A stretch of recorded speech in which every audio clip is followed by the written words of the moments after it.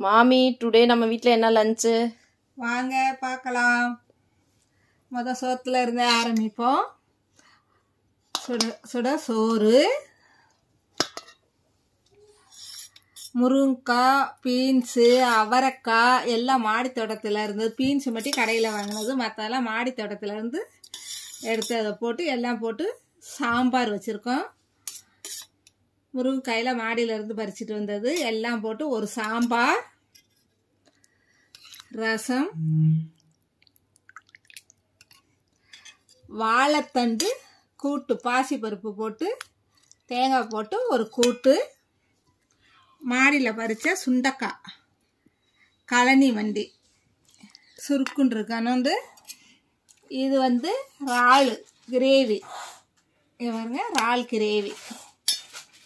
இது தாங்க நம்ம வீட்டு சாப்பாடு. வாங்க சாப்பிடலாம். அஸ்ஸலாமு அலைக்கும்.